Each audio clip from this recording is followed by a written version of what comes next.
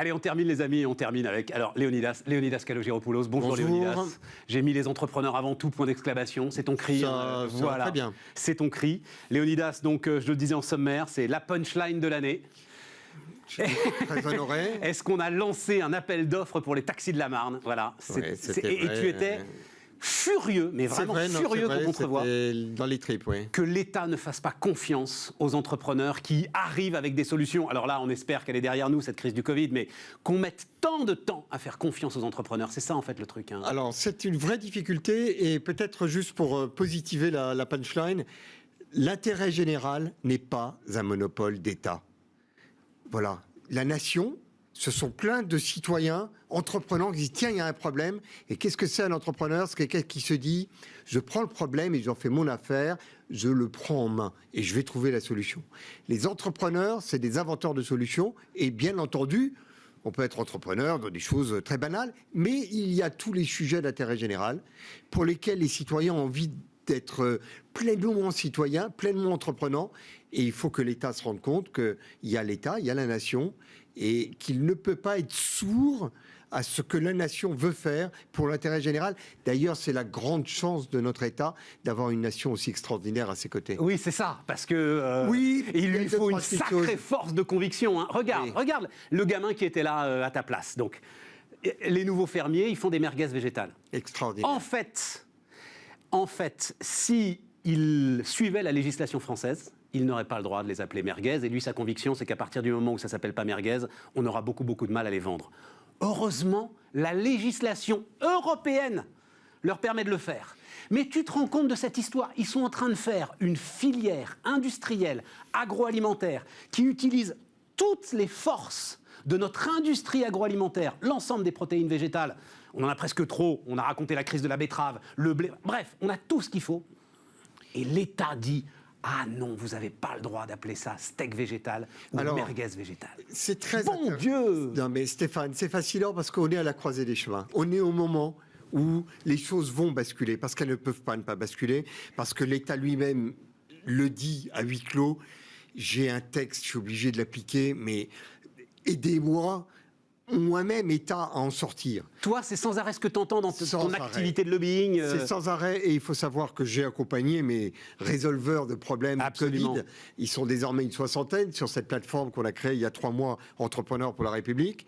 Et ensemble, on est en train de faire tomber toutes les barrières. Ensemble.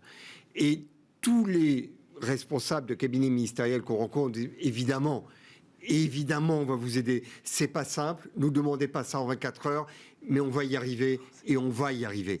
On va y arriver et on va arriver à les aider également. Et qu'est-ce que nous faisons ensemble avec nos entrepreneurs? De temps en temps, on va chercher la loi européenne qui nous libère de la loi française. Par moment, on va chercher la loi française qui nous libère de la loi européenne.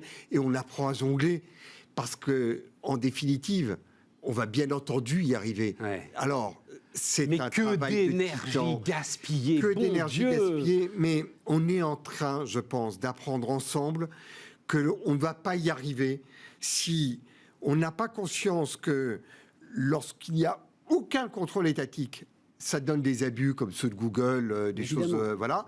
Et quand il n'y a que du contrôle, ça bloque des initiatives comme celles que l'on a. Donc c'est ce juste équilibre, et on l'avait dit, je crois, ensemble, la loi inutile pénalise la loi nécessaire, et l'État inutile pénalise l'État nécessaire. C'est de qui ça ? La loi inutile qui affaiblit la loi nécessaire, c'est de Tocqueville. Voilà. Et bien entendu, ça se dit également avec beaucoup de légitimité et de démonstration pour les administrations inutiles, pour l'État inutile, pour les contrôles inutiles qui bien entendu, affaiblissent les administrations nécessaires, l'État nécessaire et les contrôles nécessaires. C'est la merveilleuse image qu'utilise Jean-Marc Daniel sur l'expression usine à gaz.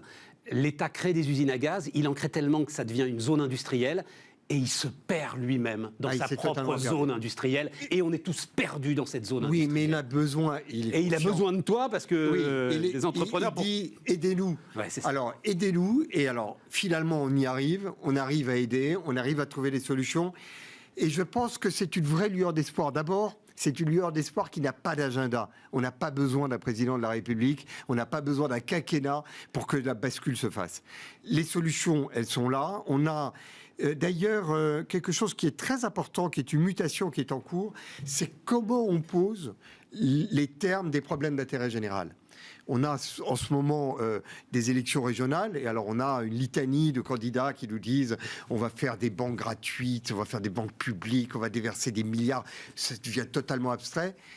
Si on prend juste la région Île-de-France, on a la ville la plus riche de France, Paris, qui est mitoyenne du département le plus pauvre de France, qui est la Seine-Saint-Denis. C'est une réalité.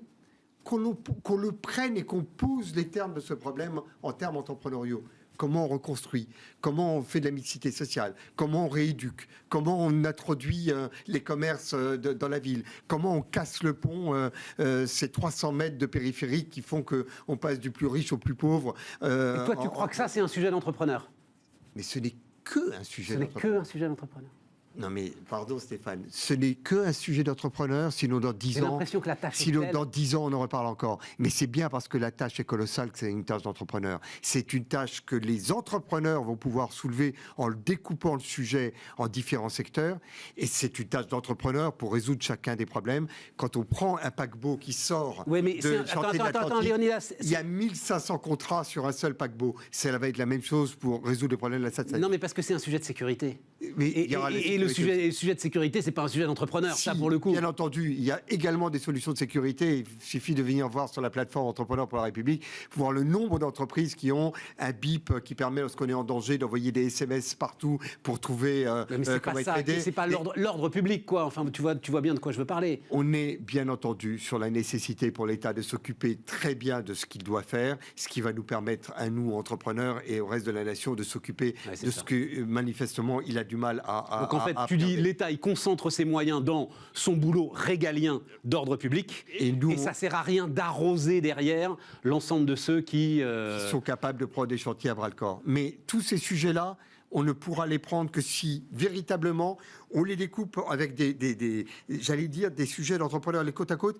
Juste un point, parce que je crois qu'il est intéressant sur les filières. Quand on regarde les 60 entreprises qu'on a regroupées, encore une fois en 3 mois, capables de trouver des solutions anti-Covid, il y a des gens qui viennent des luminaires parce qu'il faut des UV et les UV tuent le Covid. Il y a des gens qui viennent de la peinture parce qu'ils ont trouvé une peinture qui est une peinture virucide. Il y en a d'autres qui viennent de l'étude de l'eau parce qu'ils ont étudié les... Et alors, tu veux dire quoi? C'est-à-dire qu'il faut rassembler les énergies. Tous ces gens-là, ce sont des gens de filières industrielles différentes. Eh bien, quand on leur pose un problème, ils arrivent tous de filières différentes, de régions différentes. Toute la France est représentée et ils se retrouvent autour d'un problème. Que l'on prenne les problèmes et on aura les entrepreneurs derrière. Léonidas, j'ai encore une question. Il nous reste 3 minutes.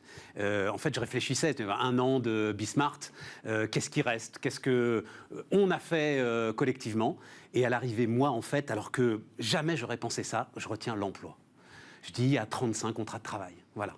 Et c'est finalement la seule vraie valeur et la seule vraie mission de l'entreprise que de permettre à des gens d'essayer de vivre dignement de leur travail. Je ne trouve pas de moyen de le dire autrement. Est-ce que ça te va, ça, comme seule mission de l'entreprise? Je ne suis pas, malheureusement, totalement en phase. C'est pour ça que je voulais là-dessus. 2 minutes pour répondre. On a 2 minutes et il ne faut pas davantage. À chaque fois que l'entrepreneur prend un sujet à bras-le-corps, il apporte des solutions à la collectivité. Lorsque Bismart se lance, il apporte une visibilité à ces kyrielles d'entrepreneurs qui n'ont pas trouvé les médias qui les entendent, parce que les médias, comme l'État, parle à des grands groupes et à ceux qui ont la visibilité. Bismart est allé chercher ce terreau d'entrepreneurs, et je pense que comme moi, tu es fasciné par ce que tu as découvert en 1 an. Ah bah tout le temps, depuis 15 ans, depuis absolument. Non, mais ça, il n'y a pas de doute. C'est extraordinaire. Et je pense que ce qui est intéressant, c'est qu'à chaque fois qu'on est utile, à chaque fois qu'on a apporté des solutions à la collectivité, eh bien, on crée des emplois.